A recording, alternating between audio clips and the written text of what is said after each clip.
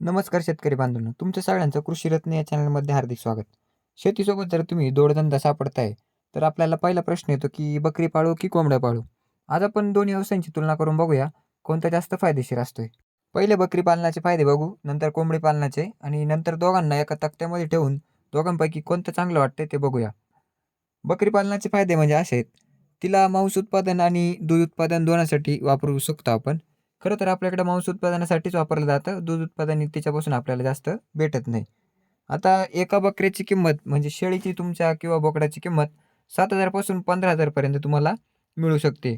त्यात जर तुमचा ईद, लग्न समारंभ म्हणजे असे काही कार्यक्रम असेल तर याची किंमत वाढू पण शकते. आपल्या शेळ्या वर्षातून 2 पिल्लं देतात. म्हणजेच आपण असं म्हणू शकतो, की तिचे 3 किंवा 4 पट व्हायला आपल्याला 1.5 किंवा 2 वर्ष लागतात. आपल्याला शेळीपालन जर करायचं म्हटलं, तर थोडी मोठी जागा लागते कोंबडी पालनापेक्षा. आता आपण कोंबडी पालनाचे फायदे बघू.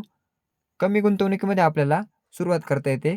तर 10,000 ते 15,000 मध्ये आपण 100 कोंबड्या ठेवू शकतो. आता 45 दिवसाची जेव्हा कोंबडी होते, तेव्हापासून आपल्याला खरं तिचं उत्पादन चालू होऊन जातं.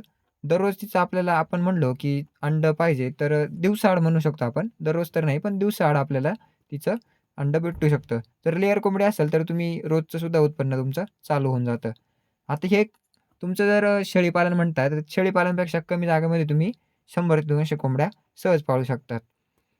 जसं आपण शेळी मांस प्रोडक्शनसाठी वापरतो, तसंच आपल्याला कोंबड्या पण मांस प्रोडक्शनसाठी वापरू शकतो. तसंच अंडी प्रोडक्शनसाठी सुद्धा आपल्याला ही वापरता येते.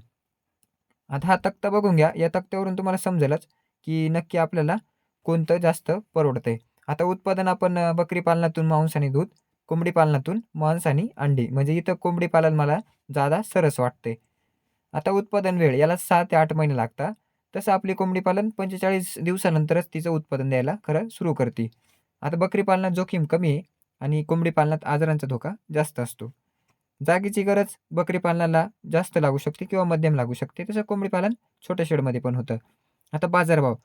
बकरी पालनाला जो आहे म्हणजे बकरीला आपल्या शेळीला जास्त भाव भेटतो एका नगाला, कोंबडीच्या एका नगापेक्षा. पण कोंबडीची वाढ पण झपाट्याने असते हे तुम्ही लक्षात घ्या. आता गुंतवणुकीचा भाग बघितला तर बकरी पालनाला जास्त गुंतवणूक लागते.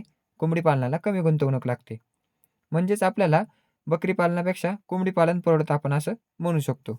आता आपला निष्कर्ष असा आहे, की दररोज जर उत्पन्न आणि झपाट्याने उत्पन्न पाहिजे असेल, तर कोंबडी पालन तुम्हाला योग्य ठरेल. तर तुम्हाला हाय व्हॅल्यू उत्पन्न म्हणजे दीर्घकालीन व्यवसाय पाहिजे असेल आणि लाँग टर्ममध्ये जास्त उत्पन्न पाहिजे असेल, तर बकरी पालन तुमच्यासाठी नक्कीच चांगलं आहे. आणि दोन्ही व्यवसाय जर तुम्हाला चांगले करून दाखवायचे असेल, तर तुम्हाला शिस्त, आरोग्य व्यवस्थापन आणि मार्केटिंग जमलं पाहिजे.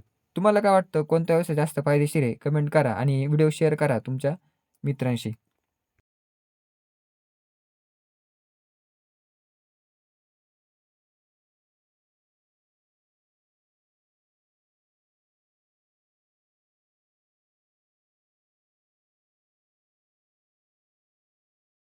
चॅनेलला लाईक, शेअर आणि सबस्क्राईब करायला पण विसरू नका.